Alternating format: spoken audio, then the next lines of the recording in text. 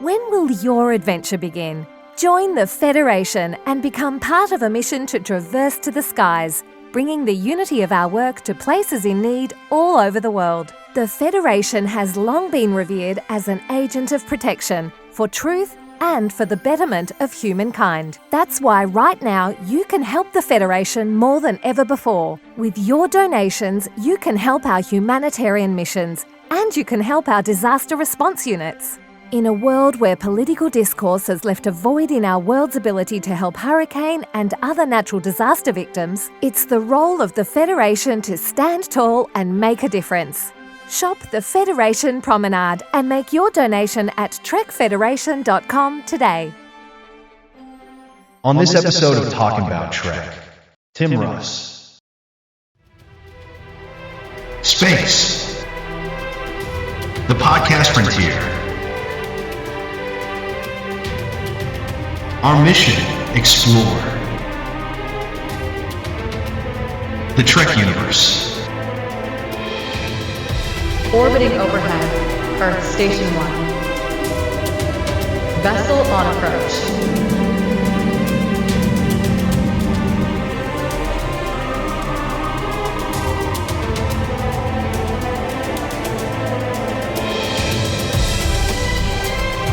Cleared for docking.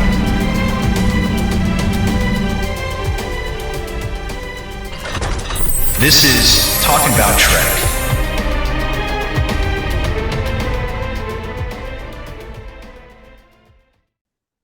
Welcome aboard for another episode of Talking About Trek, the podcast frontier.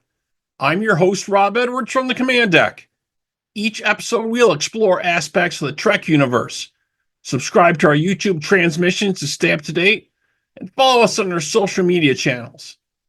Today's guest has been involved in the Star Trek franchise as a voice and film actor, writer, director, and producer. He is best known for his role as Lieutenant Commander Tuvok on Star Trek Voyager and Captain Tuvok on Star Trek Picard. As we celebrate the 30th anniversary of Voyager, let's welcome aboard Tim Russ. Hello, Tim. How are you? Good. Thanks for being here with us. You know, your performances in the Trek universe have always been outstanding, and some actors have stated it's very difficult to take on this role of a Vulcan.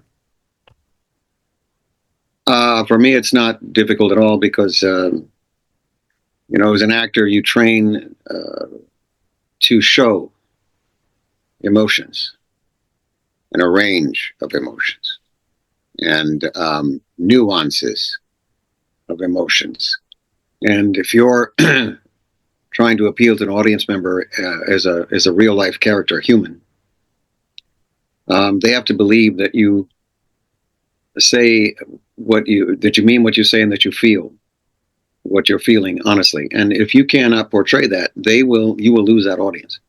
If they don't believe, that you feel what you're feeling and that it's sincere, if they don't believe what the emotions are that you're conveying, they're not going to be tuned in. So you have to get that right. And you train for years. Right. You train for a long time to be able to get that right. So that speech that this character makes, that emotional plea, that emotional scene, if that's not on par and not done right and believable, then you've lost the audience. My character, Tuvok, doesn't show emotions. That's his entire thing. Right. So for me to play that role is easy. I don't have to work nearly as hard as I would playing a human actor, as it were, a human character on that story. Right. And before Voyager, I think you originally screen tested for a role in TNG, right, for Geordi LaForge, correct? That's correct, yes. We did it was just an audition. We didn't actually go to film or anything. It was just an audition. Yeah. And you graduated, I think, from St. Edward's University with a degree in theater arts. Correct. And then you attended graduate school in Illinois State University, where you're inducted into its Hall of Fame there. Is that what they did? Yes, that's what I was reading on your information. Yes. Okay, I'll have to to check. I'll have to check that. I wasn't aware that they had done that, but that's good. That's very cool.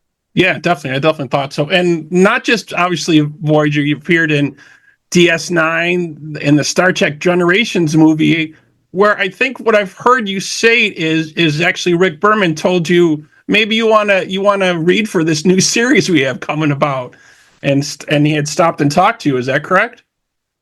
Yeah. While on the set of Generations, he did mention that they were developing a new series. He didn't say the name. He just said we're working on a new show, and that he had me in mind to read for one of the characters. But it was a little ways off. It was like the next year or next summer or something like that. And when they're developing a show like that, those things can change. Right. 6 ways to Sunday. So it wasn't a guarantee that was going to happen. It was just, he just happened to mention it to me during the week we were filming. So I thought, well, that's cool, Right. And it just happened. It just so happened that it turned out that role was, came about, in their design to match and fit me physically. And that I happened to be available, because I could just as easily have been not available. As a matter of fact, I was not going to be available. I was being offered a role in a movie, Tales from the Hood, which was filmed that year. I was offered a role in one of the short stories in that motion picture, and they were waiting for me to get back to them with an answer, to accept the offer. Right. And I was holding out because I was waiting to hear back from the folks at Star Trek, because that was a much better opportunity. That was a much better career move to get this role. So I was kind of rolling the dice on not taking the other part and waiting for, the chance of getting this one.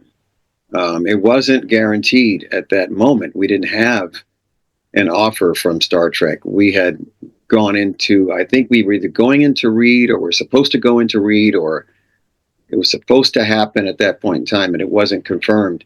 And consequently, the person that got the role in the movie was Tom Wright, who played Tuvok in the series Voyager. Really? Very interesting. Yeah.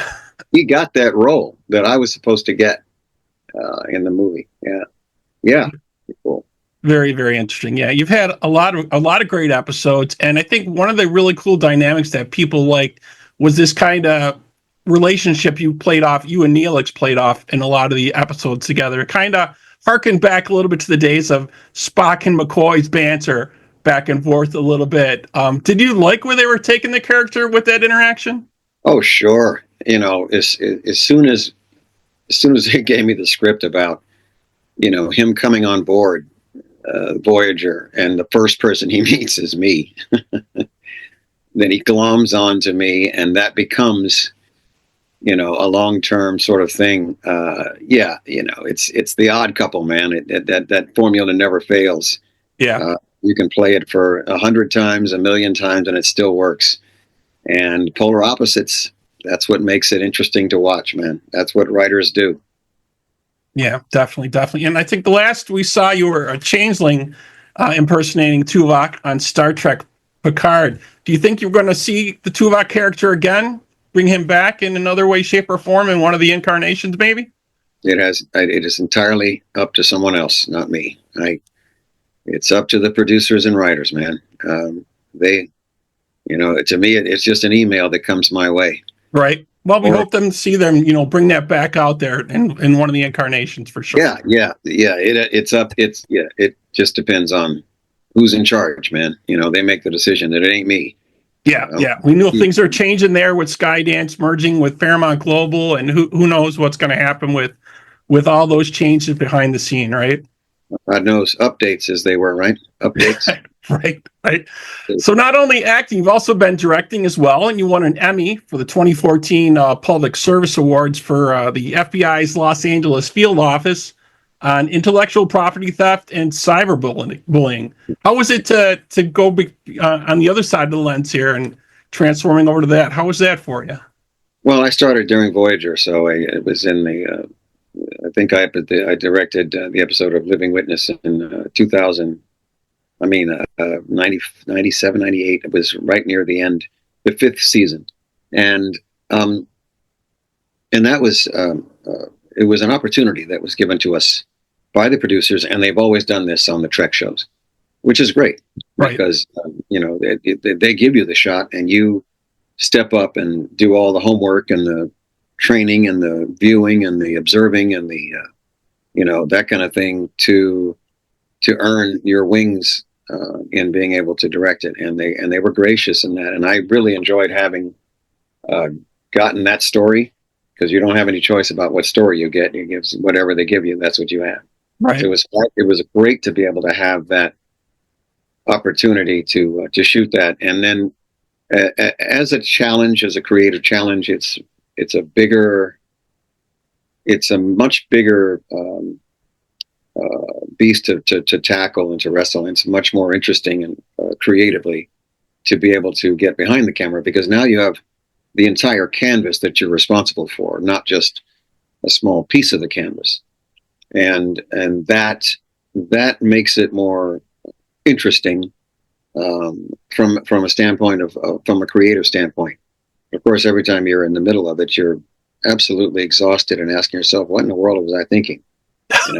Right. Or you second guess yourself sometimes. Maybe I should have did this angle or came away that way, or there's always did this. There's always that. Yeah, that's going to plague you no matter what happens. You get back to the editing room, it's like, oh, wait a minute, didn't I get that? How come I didn't get this shot? Or why didn't I get that? Or why did I shoot that this way? Or right. I missed an opportunity to show blah blah blah. Yeah. Oh, that happens. That happens almost all the time. Yeah. Yeah, definitely. So not only that, you've also been a musician and vocalist for 50 years, and you recorded a version of Bob Dylan's All Along the Watchtower for the rebooted Battlestar Galactica in 2012. Yeah. Yes. Yeah, they asked me to come on and lay down some vocals for that, and wanted to do something different than what was recorded prior. So I thought, yeah, this might be cool, and it's within my key, so it's good. And they had the arrangement all done, so I said, yeah, let me go do this. It was great. It was fun, and I liked the results that came out. And I've been playing music for 50 years. It's been a lot longer than my acting career, and I'm still doing it today. So that's been a part of my life. It's just ongoing, and it's morphed and evolved over the decades, from one type of music to another to another to another. So nowadays it's very specific, and it's in a specific lane. But even within that lane, there is a variety of vocal styles and music styles as well. Nothing that anyone would have to try to wrap their head around. There's no, the stuff is tried and true and sort of tested in terms of the types of songs, the structure of the songs, the feel and the rhythm and the melodies and things like that. This stuff is all sort of based on roots music, classic rock, things like that. Yep, definitely. So was that one of your first loves before acting, or was it kind of the same time for both of those? No, music was before acting. I was in music when I was 16, and the acting really didn't take off until I was in my early 20s.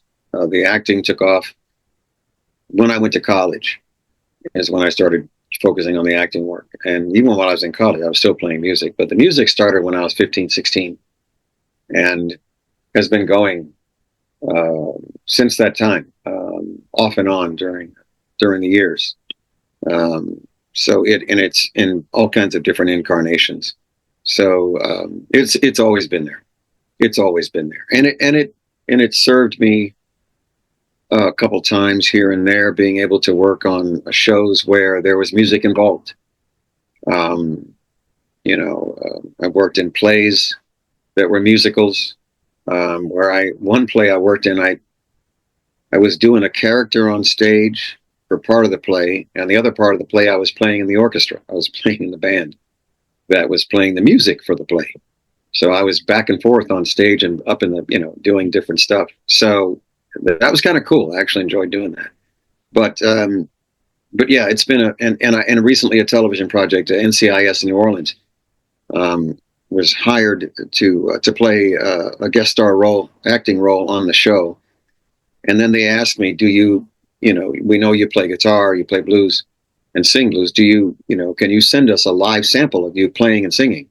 And so I had to record, a live sample of me playing and singing guitar and singing blues in order to get that role, because they wanted somebody who could actually play and sing. Right. And it turns out because they wanted to film the segment of the show where I'm playing with my house band, and they wanted to film it live. They didn't want to play back to a sync track. They wanted to do it live, which seems to be sort of the theme of these days. Some projects that have been done recently, big ones, Wicked and a few others, they are filming the actual vocals that are being sung in real time. They're not singing and playing to a track. Yeah, it gives it more depth, right? More believability, right? Yeah, more believability. And I got a chance to work with some really good New Orleans musicians out there. I was able to travel out, work in a studio for 2 or 3 hours with them, played about 3 songs during the show. And they were all live and filmed live.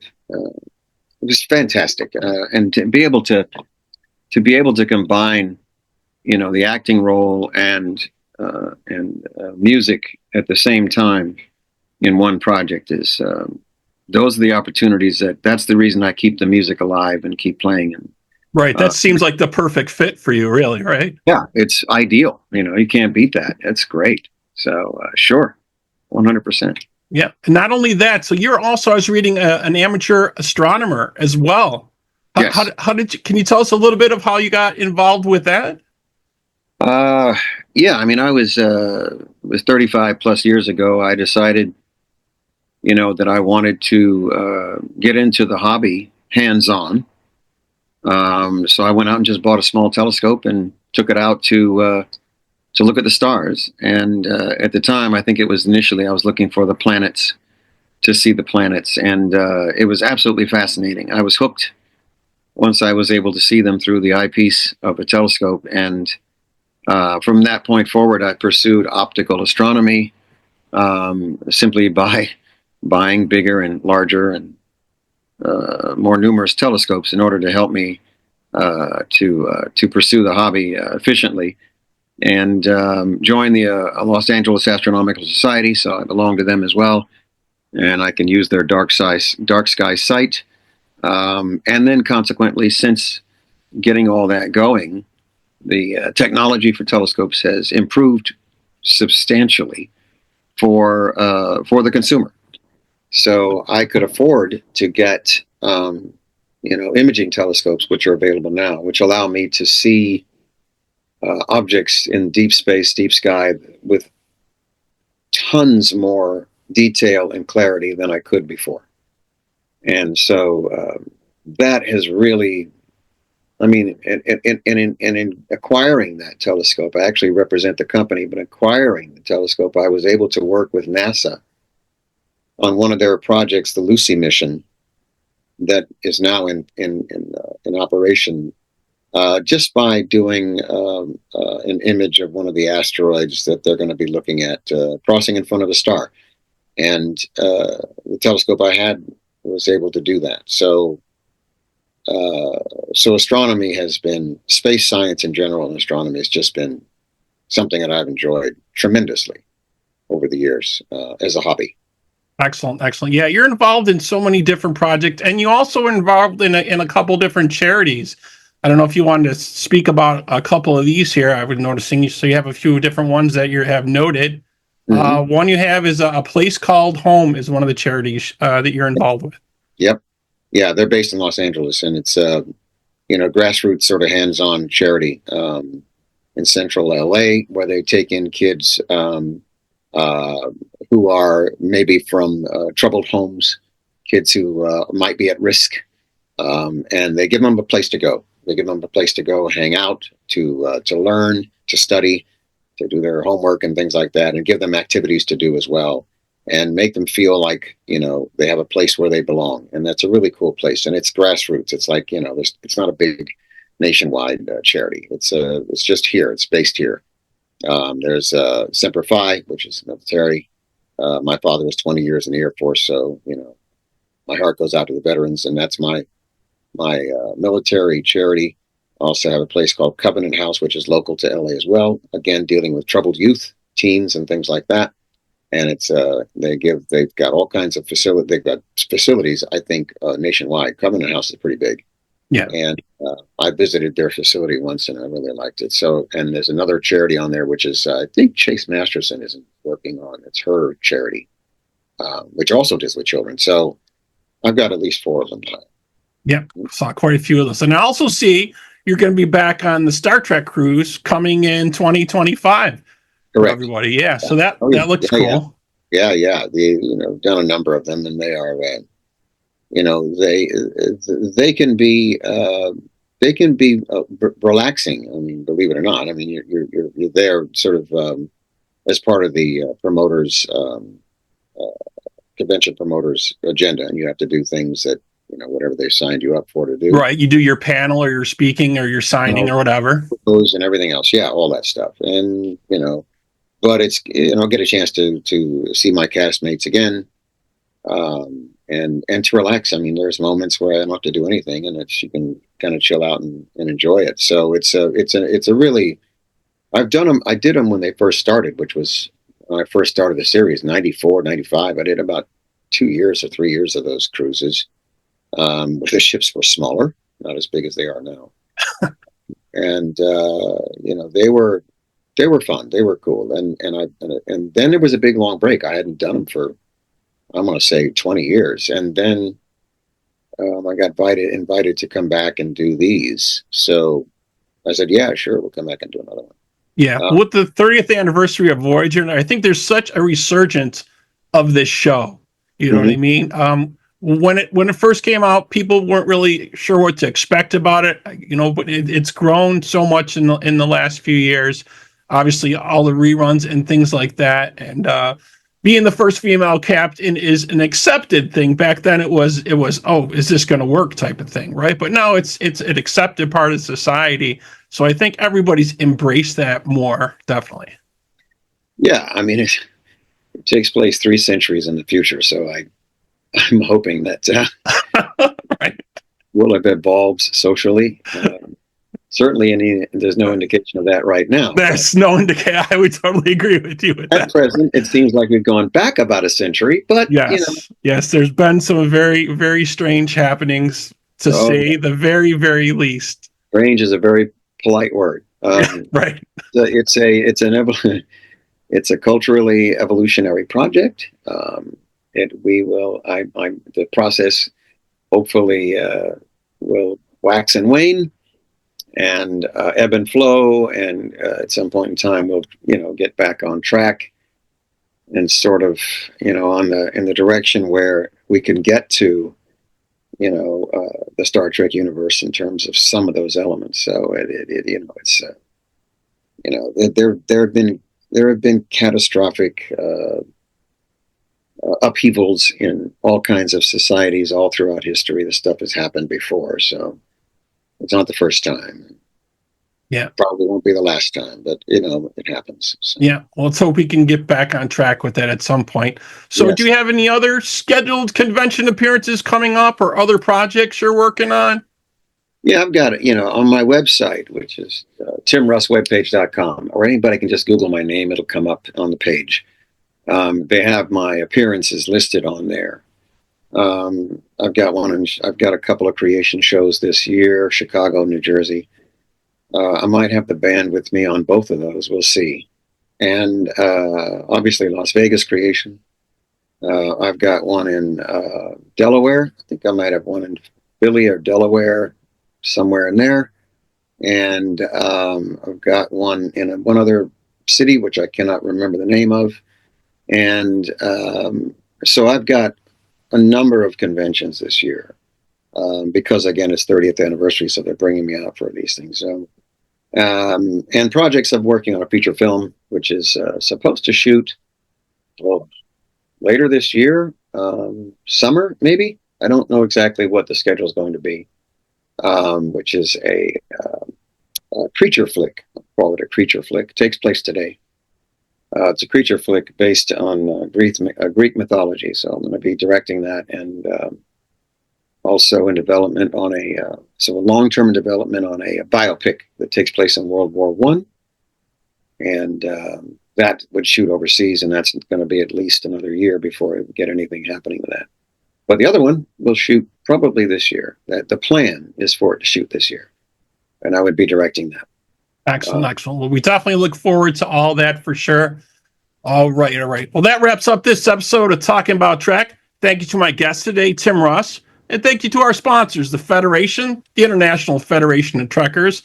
And until next time, out there, live long and prosper. Tim, thanks so much for being with us. You got it. Thank you. Take care.